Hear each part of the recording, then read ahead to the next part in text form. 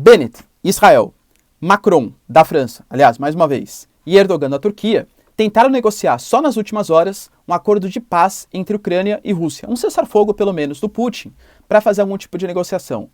Todos eles fracassaram, embora tenham relações importantes tanto com os Estados Unidos quanto com a Rússia.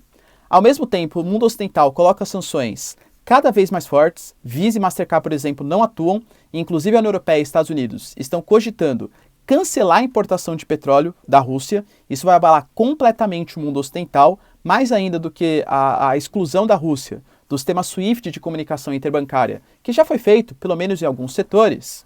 E enquanto isso, Zelensky pede uma ajuda desesperada da OTAN. Pois é, a OTAN dessa vez deu um sinal verde para mandar caças. Só que isso pode colocar o mundo em graves perigos. A Rússia já anunciou.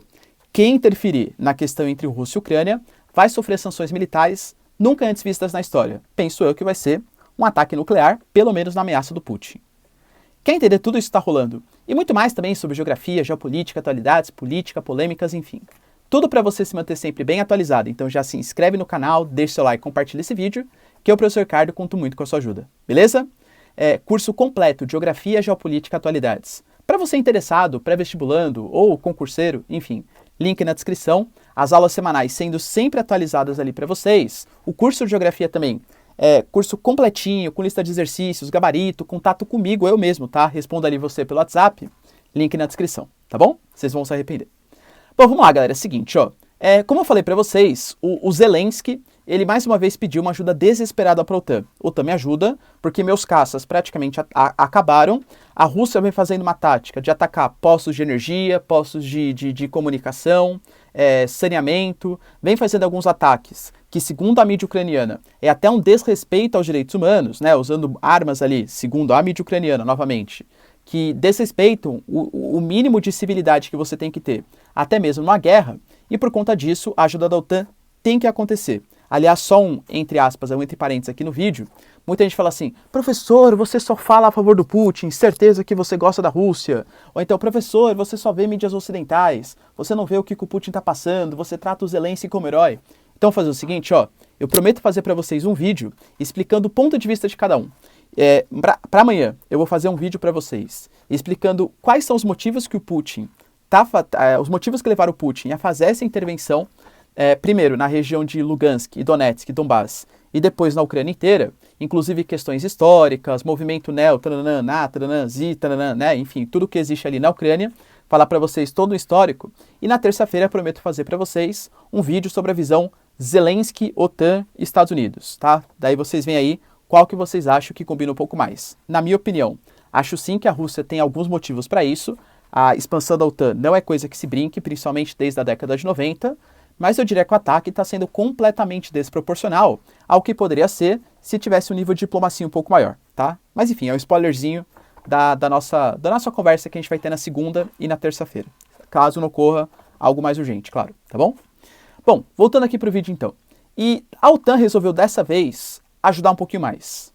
A OTAN, o Antony Blinken, principalmente, que é o secretário de Estado americano, ele autorizou o envio de caças dos países membros da OTAN para a Ucrânia. Só que aí, cada país que quiser mandar os seus caças vai estar com a sua conta e risco. Por exemplo, saiu a notícia na mídia que Estados Unidos e Polônia estavam negociando o envio de caças. A Polônia mandaria alguns caças e os norte-americanos supririam a demanda dos caças poloneses. Até porque os soldados ucranianos, segundo os Estados Unidos, já estão acostumados a lidar com os caças poloneses, por toda a questão do leste europeu, ex-União Soviética, então o tipo de caça ele é muito parecido. Então seria um reforço para a participação, para a força de guerra da Ucrânia. Só que lembra, a Rússia falou no primeiro dia, se tiver algum tipo de interferência militar, as sanções militares vão ser horríveis. Você, país que participar, já vai estar numa situação de guerra. Por exemplo, tivemos dados ainda não oficiais, não confirmados pela mídia mais mainstream, aí, né? A mídia mais ocidental, que tivemos um abate de caças romenos e que mais? A Romênia abrigou caças da Ucrânia, ou seja, os caças ucranianos estavam sendo atacados, as bases militares atacadas, e a Romênia abrigou os caças que poderiam ser usados no futuro pelos ucranianos para atacar os russos. Se essa notícia de fato for confirmada, a Romênia, pelo menos segundo o julgamento da Rússia, vai estar em maus lençóis. Só que lembra, a Romênia é membro da OTAN. Tá vendo a situação de perigo? E se a Rússia considera que a Romênia interferiu no processo e ataca, por exemplo, a Romênia, que é um membro da OTAN? Aí a gente vai ter uma situação um pouco mais complicada do que só a guerra entre Rússia e Romênia, tá bom? Entre Rússia, aliás, e Ucrânia. Partindo dessa premissa também, o mundo ocidental ele está fazendo sanções cada vez mais fortes, cada vez mais pesadas.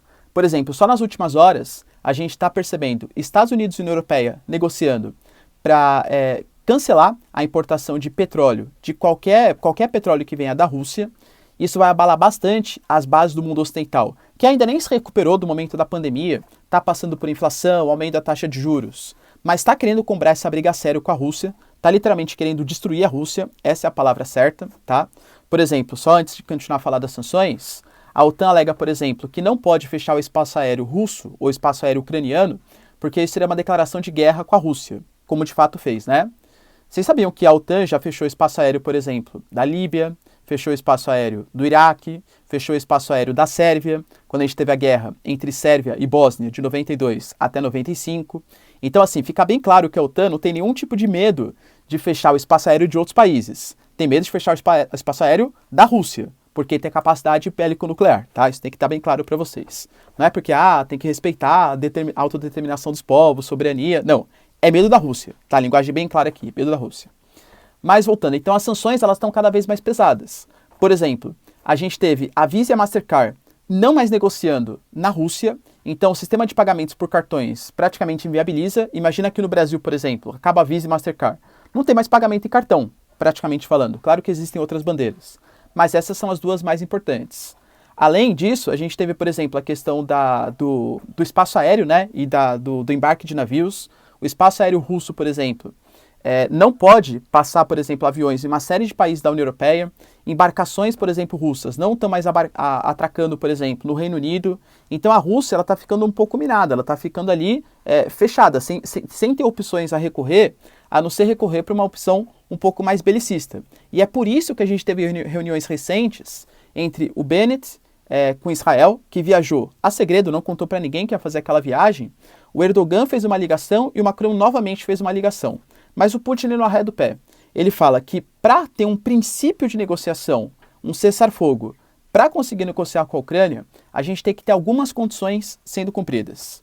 Primeira condição, a Ucrânia tem que reconhecer que a Crimeia não é da Ucrânia, a Crimeia é da Rússia. Ponto que a Ucrânia não reconhece desde 2014, quando teve o plebiscito, toda aquela guerra civil e tal.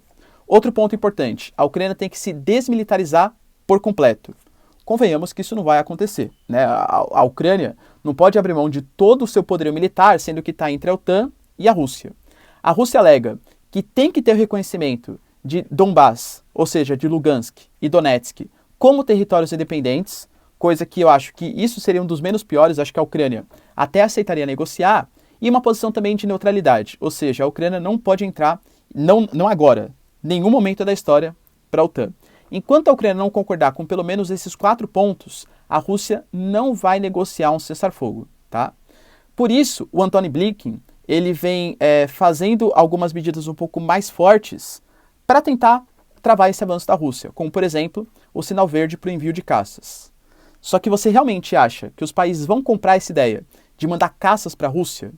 Por exemplo, no acordo da Polônia, o primeiro-ministro, ele já foi enfático ali, na verdade não o primeiro-ministro, mas pessoas próximas, né, o primeiro-ministro, na rede social falou, não me comprometa, hein, Estados Unidos, você quer que eu, Polônia, mande caças ali? Manda você os caças lá para a Rússia, você tem muito mais poder que eu.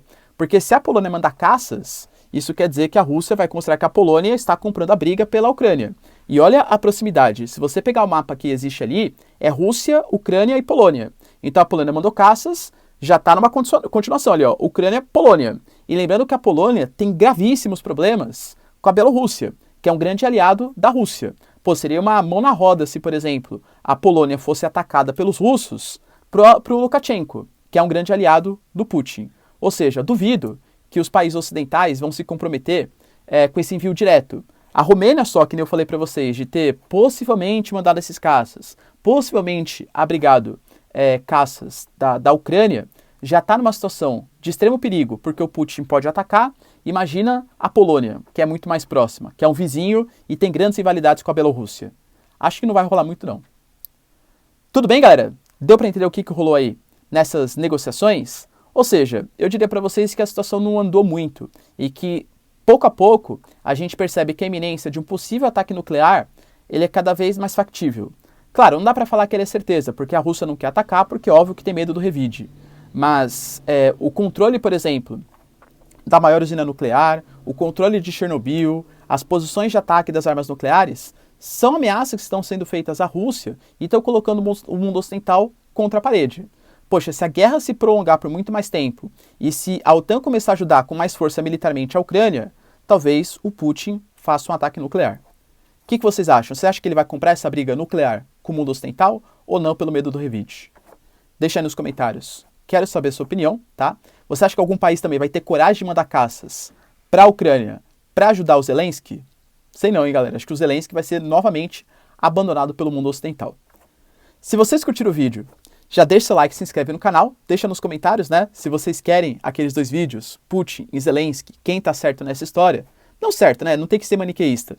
Mas quais são os motivos da Rússia e da Ucrânia estarem participando desse conflito? Quais são, enfim, né? As suas defesas que eu faço aí pra vocês. Falou, pessoal. Foi um prazer conversar com vocês. Tamo junto. Beijos, abraços e